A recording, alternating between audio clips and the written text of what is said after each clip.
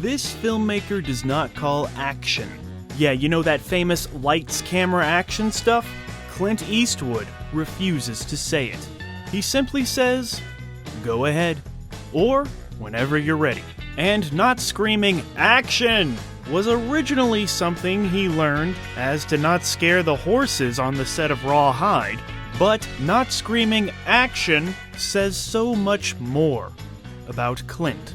It shows that he's such a professional, so skilled in his craft, that all he needs to do is not scare the horses, while creating an environment that allows everyone to shine.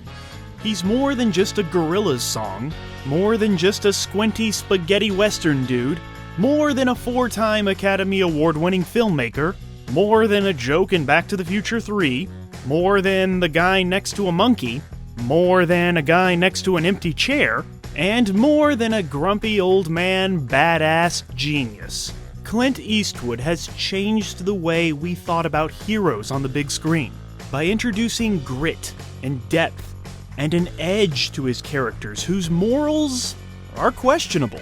Clint Eastwood once said, "My involvement goes deeper than acting or directing. I love every aspect of the creation of motion pictures, and I guess I'm committed to it for life."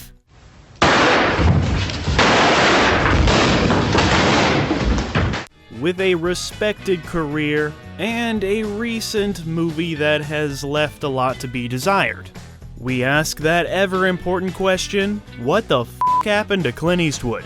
So, yeah. So do you know? Do you know what the f*** happened to Clint Eastwood? Well, do you, punk?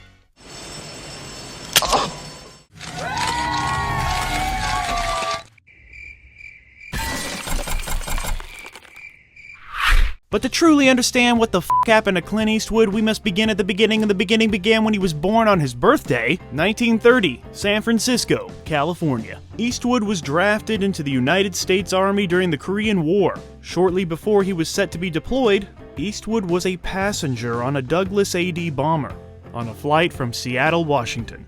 This very small plane malfunctioned and crashed into the ocean. He and the pilot would swim over 2 miles in the dead of night in the shark-infested waters of the San Francisco Bay. They made it to safety, and Clint survived to go on to make a lot of good movies. Yay! Eastwood's rugged good looks and 6'4" stature gave him the perfect frame for the silver screen, and Universal would sign him to a $100 a week contract, where he would start appearing in films such as Revenge of the Creature and Tarantula. Shortly after, Clint Eastwood would land his career breakthrough role on the hit CBS series Rawhide. And find me a home and love of my own. After the TV show Rawhide, Eastwood would move on to take on the role of the man with no name, from a director no one had heard of yet, in a genre that up until that point had strictly been American. Eastwood would make his way over to Italy, where he would jump at the chance to star in A Fistful of Dollars in 1964, saying that he wanted the opportunity to distance himself from the conventional character he played on Rawhide. Clint Eastwood and director Sergio Leone would work together to craft one of the greatest anti-heroes the silver screen had ever seen, greatly inspired by the works of Akira Kurosawa. And in doing so, they created a new subgenre, the spaghetti western, a term used for western films made by Italian filmmakers, because spaghetti is Italian food. I get it. The team would reunite in the film for a few dollars more in 1965, and the epic conclusion to this unofficial trilogy, The Good, the Bad, and the Ugly, in 1966. These 3 films would be massive hits in Italy, and the following year when they premiered in the United States, they became immediate hits with audiences. But not critics.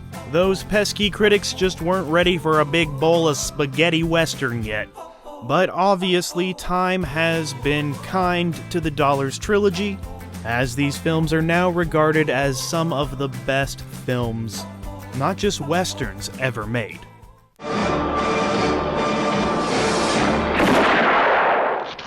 Eastwood would bring his talents back home to appear in films such as Coogan's Bluff in 1968, the World War II action thriller Where Eagles Dare, and the Western musical Paint Your Wagon, which I thought was just a joke on The Simpsons, but apparently it's a real thing, y'all. Mr. Eastwood did another fantastic Western titled Two Mules for Sister Sarah in 1970. That same year he did the World War II film Kelly's Heroes, fun war flick there, and The Beguiled in 1971, not directed by Sofia Coppola. Speaking of directing, Eastwood's next step would be behind the camera, helming his first ever film, Play Misty for Me, in 1971. Critics praised Eastwood's debut, calling it a fantastic suspense film. All that time on set with those brilliant directors like Leone finally paid off. It was as if Eastwood had been to the best real-life film school, and it was time to show the world what he's got. As a director, Eastwood is a true master of pacing and dramatic tension building. He also knows how to give actors the freedom to really bring out the best in their character.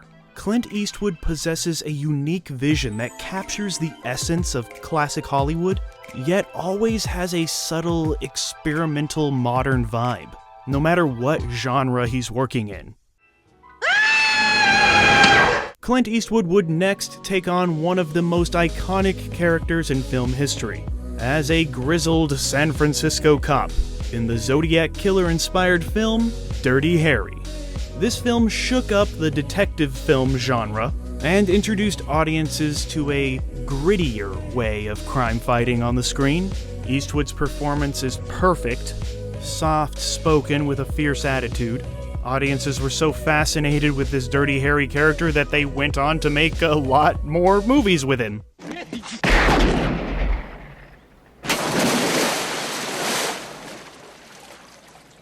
That's right, he would return to the character 4 more times.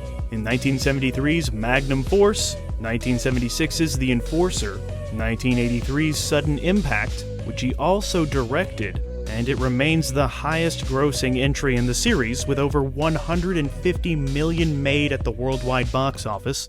Go ahead. Make my day.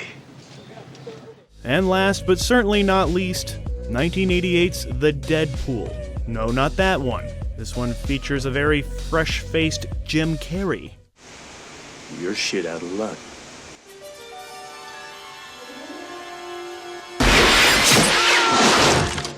The remainder of the 1970s and 80s were spent making some of the most iconic films of that era. Whether he was directing classics such as High Plains Drifter in 1973, Breezy, also in 1973, The Eiger Sanction in 1975, The Gauntlet in 1977, the absolutely incredible western The Outlaw Josie Wales in 1978, there was also Bronco Billy and Honky Tonk Man, oh, and the Cold War thriller Firefox. And while he was doing all of that, Clint Eastwood was starring in timeless films such as Joe Kidd in 1972, Thunderbolt and Lightfoot in 1974, Every Which Way But Loose in 1978, and its sequel Any Which Way You Can in 1980. We cannot forget Escape from Alcatraz.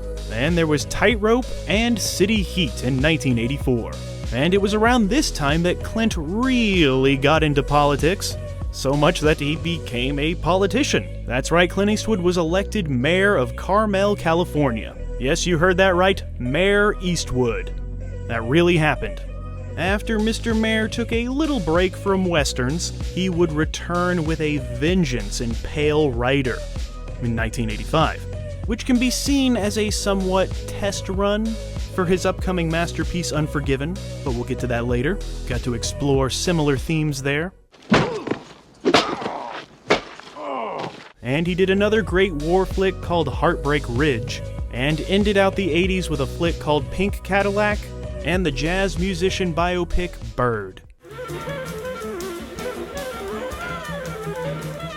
Then came the 90s, and Clint Eastwood continued grinding, like with the film The Rookie and White Hunter Blackheart in 1992. Then, Eastwood would take everything he learned over the past 2.5 decades and produce, star, and direct the film Unforgiven, which was a script he had had for a long time, but felt that he wasn't old enough to truly play this character.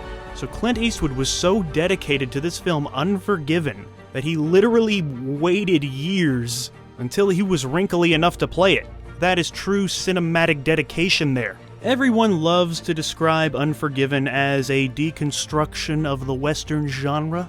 And, well, that's correct. It totally deconstructs it. This film shows the effect of violence and how it can change a man. It's the dark side of the West, where the gun battles are sloppy and chaotic and not romantic in the least. Very un-Hollywood, The legend that is Clint Eastwood single-handedly destroyed the legend of the West that he helped create with a new legend that is Unforgiven. Prior to making the film, Eastwood said that he wanted to make one final great Western. And boy, howdy did he ever deliver on that promise. It's a hell of a thing, killing a man. You take away all he's got, and all he's ever gonna have. Many hail this as the single greatest Western ever made, and it's hard to argue with that assessment when you look at all those unholy golden idols it won.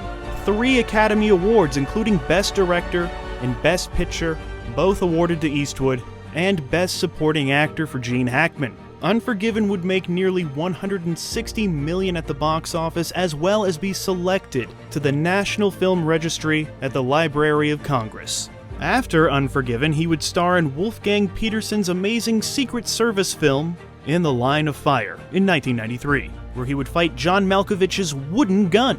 That year, he would return to the director's chair and direct a really great film called A Perfect World, starring Kevin Costner.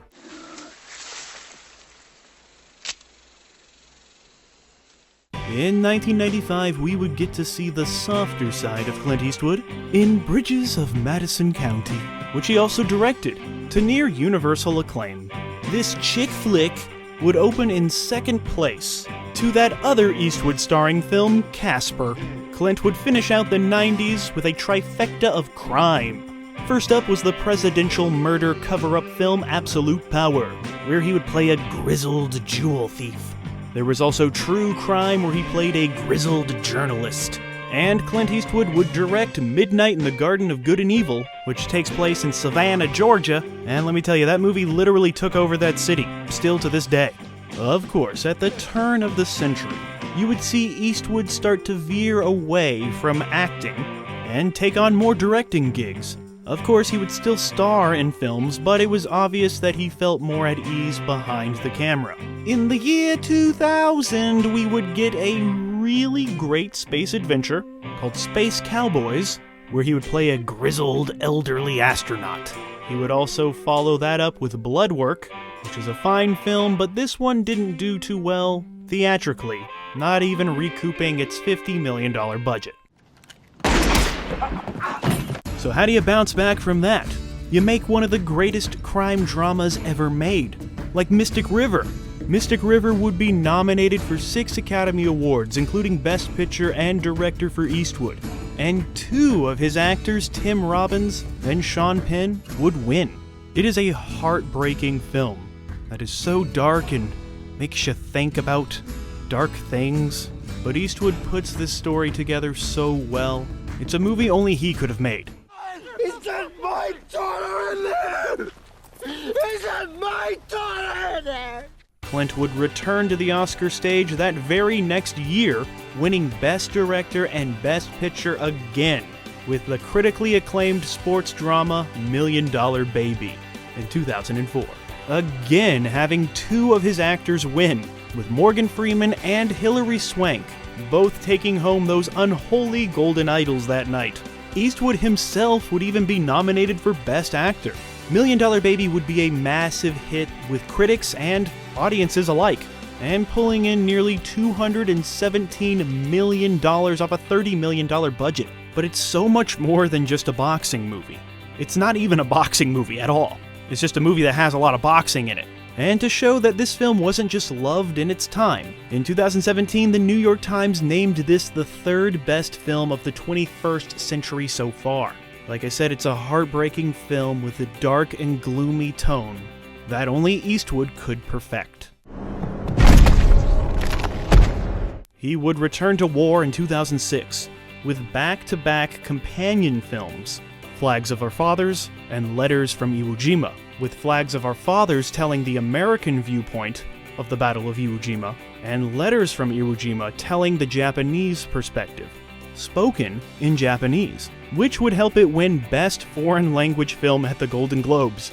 That's right, yes, a Clint Eastwood movie won Best Foreign Language Film. This is truly a great piece of experimental filmmaking, giving us two fully fleshed out films that depict two very different sides of a very gruesome war.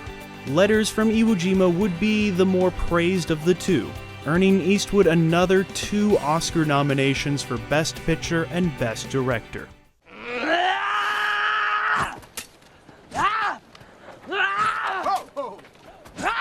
Since 2008, Eastwood has only appeared in 4 films and directed 12. Of the films he has directed, most have had fairly solid stories and were really good films, even if the box office didn't agree. Mr. Eastwood would direct Angelina Jolie in the true-life crime drama Changeling in 2008. He would work with Matt Damon and Morgan Freeman again in Invictus, and he would work with Matt Damon again in Hereafter, a supernatural drama that has a breathtaking tsunami sequence. And we can't forget when Mr. Eastwood worked with Mr. Leonardo DiCaprio in a film about Mr. J. Edgar, which was a valiant effort, yet fell short of expectations. But when it's Clint Eastwood, your expectations are like really high. He would step in front of the camera again for the massively successful Gran Torino, which in all honesty is probably Clint Eastwood's last great film. He has made many very good movies since Gran Torino, but Gran Torino is probably the last one that I would call great. It was so nice to see Eastwood fully embrace his grumpy old man status, and he did it like a badass. Yeah, Gran Torino is a great film. It asks questions about tolerance and bigotry and friendship. It'll make you cry, it'll make you laugh, it'll make you want to buy a Gran Torino. Get off my lawn. This was followed by starring in, but not directing, the baseball drama Trouble with the Curve. Of course, the biggest curveball came when Eastwood signed on to direct the Broadway adaptation of Jersey Boys. That would sadly underwhelm the box office. Maybe this was just Clint Eastwood's way of apologizing for Paint Your Wagon, which is a real thing, y'all! Sherry, Sherry, baby, Sherry.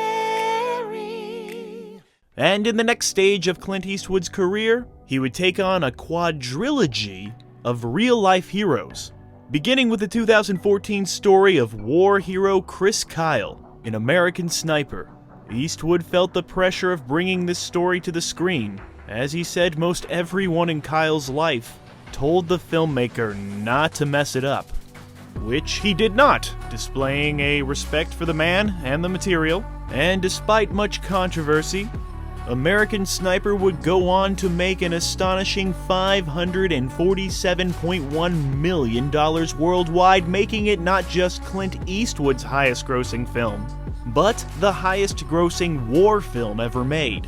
His next tale of real-life heroism would be Sully, starring Tom Hanks, with a mustache. This film has a superb plane crash sequence. It's so good that I kinda wish Sully was a short film. We get this really exciting, suspenseful crash, and then the rest of the movie is kinda dull. I don't think this story needed to be a feature. Sometimes you gotta cut to the good stuff and show some respect to the shorties. Yeah, this plane crashing into water, it's so dramatic, so suspenseful, so real, and I think possibly Clint Eastwood's real-life experience of being in a plane crashing into water helped him bring this scene to life. But yeah, this scene, it's so good, it should have been the whole movie. Just a nice little Sully short. I would have to say the same thing about Clint Eastwood's next film. It, too, should have been a short. Just an exciting, dramatic action sequence. So yeah, his next true-life tale of heroism is one that sadly didn't translate onto the screen. But it stars the real-life heroes playing themselves. in the film The 1517 to Paris. I really respect and appreciate Clint Eastwood's decision to hire the actual heroes to play themselves. That's actually the best part of the movie. It's also the worst part of the movie, too. Yes, these dudes may be good at kicking some terrorist ass, but not very good at delivering this horrible dialogue. As Eastwood got older, it seemed like he got too confident in his directing, and he would often only do one take. And that might work with Gene Hackman, Morgan Freeman, Tim Robbins, Hilary Swank, or Sean Penn, but that's not gonna work with the fellas of the 1517 to Paris. But yeah, the terrorist attack scene, it's absolutely fantastic. Well crafted, amazingly put together. And I still cannot believe he got all of the real people to recreate this dramatic and traumatic, yet heroic event. Yeah, all these people, they played themselves. Well, I don't think the terrorist played himself. Like, this guy who got cut in the throat, he made him, relive all of that. And Eastwood claims to have never even considered using actors. It was always gonna be the real people. Which he's done before with a character in Midnight in the Garden of Good and Evil. But yeah, this right here, it worked so well. In one scene, the rest of the movie is absolutely unwatchable. But Eastwood would bounce back, creatively at least, with the last of his hero biopics, with the surprisingly underrated Richard Jewell in 2019, starring Paul Walker Hauser, who was absolutely robbed at the Oscars, but at least Kathy Bates got nominated. Sadly, this other movie about a guy stopping a terrorist attack was not a box office hit, but you should definitely go see it. Then came Eastwood's last two films. The first is a true-life story of a 90-year-old drug mule in The Mule. And yeah, this movie, The Mule, it was propelled by another great grizzled performance by Clint Eastwood, accompanied by a story that truly engaged the audience. Yeah, so far, The Mule is Clint Eastwood's last good movie. Pretty good movie. Kinda pretty good movie. You. Sadly, the same cannot be said for Clint Eastwood's last movie, so far, at the time of making this video in 2022. The film is called Cry Macho, and it pains me to say that Cry Macho was considered by many to be one of the worst films of 2021. It almost felt like Clint Eastwood didn't want to make this one, in front of or behind the camera. He made his money playing grizzled characters, and yet this one just felt like that's all there was to this character. Just a grumpy old cowboy, who was tired and ready to pack it up. But he's so gosh darn stubborn that he just wants to keep going until the day he dies. Warner Brothers knew that this film, Cry Macho, would not be profitable, but they went ahead and gave it the green light anyway. Having done so because they felt like they owed Clint Eastwood. You know, for years of loyalty to the studio.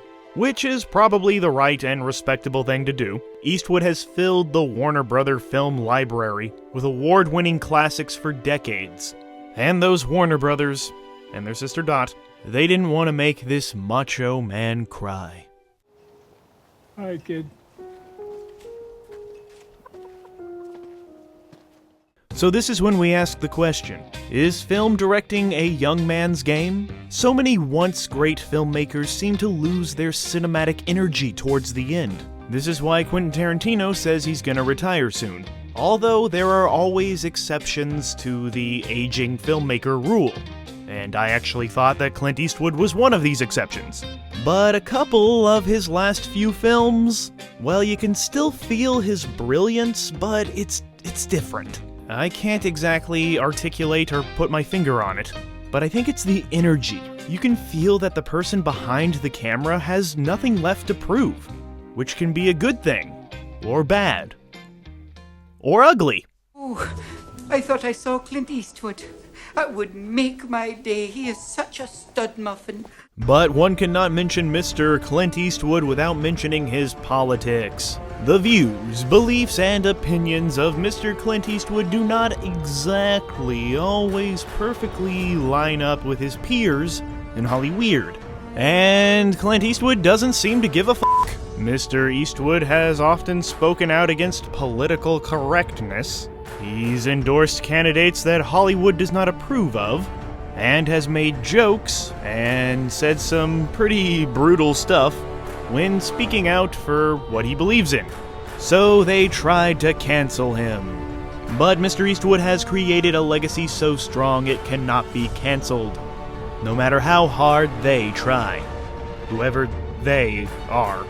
Many in the entertainment industry do not like, share, or subscribe to Clint Eastwood's politics, but you can like, share, and subscribe to this particular YouTube channel. And click on that bell to get notifications if you want to get notified about this kind of content. What do you mean, shut up? Okay. After the 1517 to Paris, everyone had thought, what the f*** happened to Clint Eastwood? And then he comes back with Richard Jewell and shows that he's still got it. So now, after Cry Macho, he's due for another good one, right? However, the dude is in his 90s and has 0 new projects in the pipeline. Has he finally decided to hang it up and enjoy retirement? And if ever there was a filmmaker who earned retirement, gosh darn it, it's Clint Eastwood.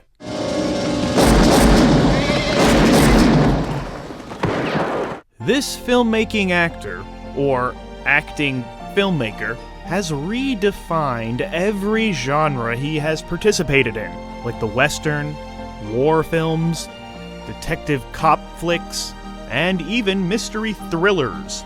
Clint Eastwood has given us nearly 70 years of entertaining entertainment. Sure, some have missed the mark, but when you help create some of the best films ever made, you earn the right to dictate the path of your career. And that's exactly what Clint Eastwood did. And so, even if Cry Macho ends up being the last film we see from Clint Eastwood, he has left behind a body of work that I genuinely think has no equal and will live on forever. So nobody should give a f*** about what the f*** happened to Clint Eastwood, because he's doing just fine.